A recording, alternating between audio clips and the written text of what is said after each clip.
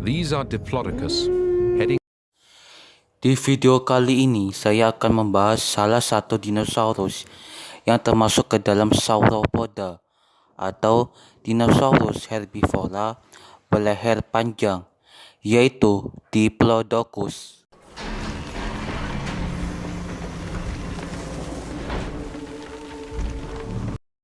Diplodocus adalah genus dinosaurus sauropoda Diplodocid yang fosilnya pertama kali ditemukan pada tahun 1877 oleh S.W. Williston. Dinosaurus ini hidup di Amerika Utara bagian barat pada akhir periode Jurassik. Diplodocus dinamai berdasarkan bahasa Yunani dan bahasa Latin yang berarti bertiang dua, karena ruas serta tulang kakinya yang kokoh. Dinosaurus ini ditemukan di formasi Morrison bagian tengah hingga atas. Dinosaurus ini hidup sekitar 154 dan 152 juta tahun yang lalu pada akhir zaman Kimmeridgian. Ukurannya yang besar mungkin menjadi penghalang bagi predator di tempatnya, yaitu Allosaurus dan Ceratosaurus. Sisa-sisa hewan ini ditemukan di dekat fosil Diplodocus, yang menunjukkan bahwa hewan ini berdampingan dengan Diplodocus. He is now 5 years old, and although he is 9 meters long, he is not. Diplodocus mungkin termasuk ke dalam 10 dinosaurus terbesar dengan panjang 31 meter, tingginya sekitar 5 meter, dan beratnya sekitar 20 ton.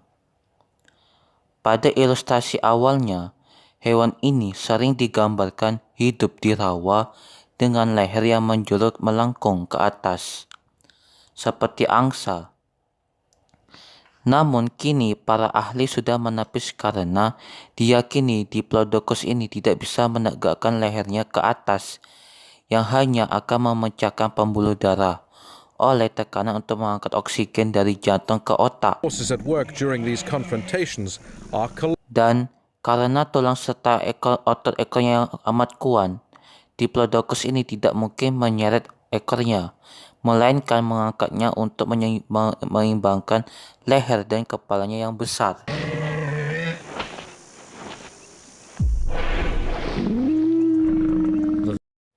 Diplodocus hidup dalam kelompok di padang pakis terbuka di bawah naungan predator besar seperti Allosaurus dan Sauropodonax.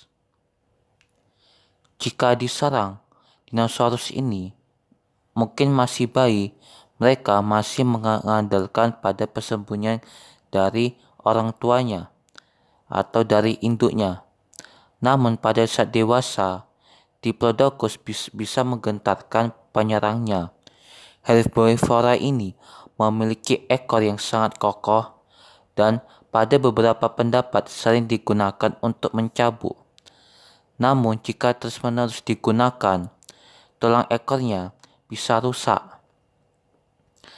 Dan kini para ahli berpendapat bahwa Diplodocus mungkin hanya sesekali mencabukkan ekornya dan lebih memilih mengintimidasi musuhnya dengan berdiri dengan kedua kaki belakangnya, serta mencabut ekornya ke udara yang akan menghasilkan suara lecutan yang menakutkan.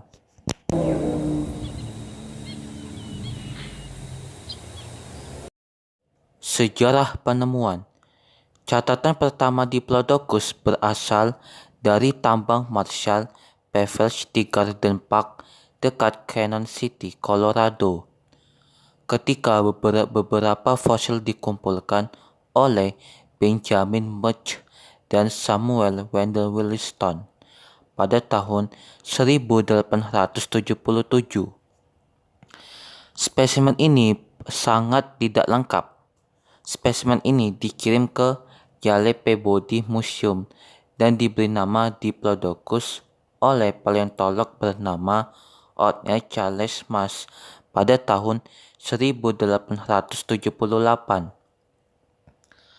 Charles Marsh memberi nama Diplodocus selama Bone War.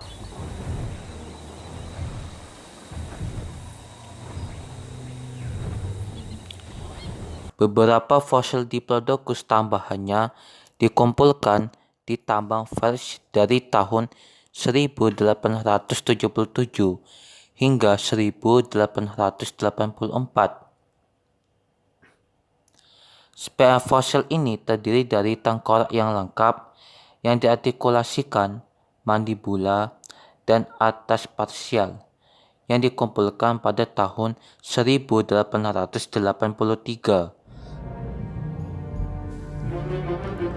Fosil ini sangat lengkap yang pertama kali dilaporkan. It is a grim journey for these mighty creatures, and the heat and lack of drinking water. Setelah berakhirnya Bone War, banyak institusi besar di Amerika Serikat mengirim para tokoh-tokoh paleontologinya untuk mencari tulang-tulang Diplodocus ini. Institusi ini terdiri dari American Museum of Natural History, Carnegie Museum of Natural History, dan Field Museum of Natural History. 3 institusi ini mengirim para paleontolognya untuk mencari tulang-tulang dinosaurus. American Museum of Natural History adalah yang pertama kali meluncurkan ekspedisi ini dan pertama kali menemukan kerangka Diplodocus di Como Bluff pada tahun 1897. Kerangka ini dikumpulkan oleh Barnum Brown dan Harry Osborn dan secara singkat dijelaskan pada tahun 1899 di publik.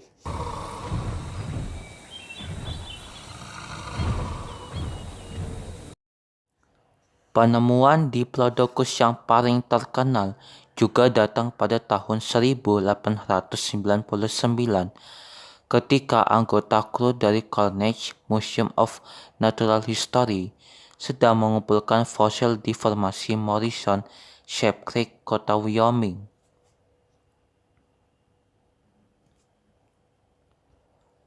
Mereka menemukan kerangka Diplodocus yang besar dan terawat baik.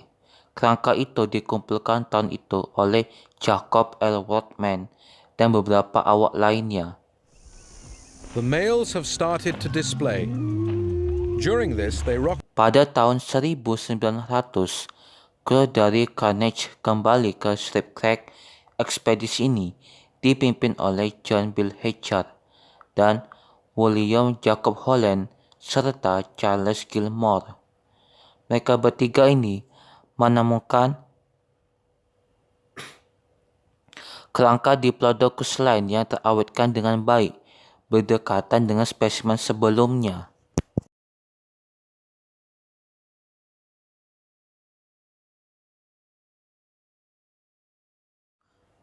Kerangka Diplodocus lain dikumpulkan di Carnegie Quarry di Dinosaurus National Monument, kota Utah, oleh National Museum of Natural History pada tahun 1923. Kerangka ini adalah salah satu yang paling lengkap yang diketahui dari Diplodocus. Kerangka tersebut dideskripsikan secara singkat oleh Charles Gilmore pada tahun 1932, yang juga merujuknya kepada Diplodocus longus. She responds to his calls first by stamping. Pencarian ini dilakukan hingga tahun 1994 dan masih banyak lagi para paleontologi melakukan penggalian hingga sekarang.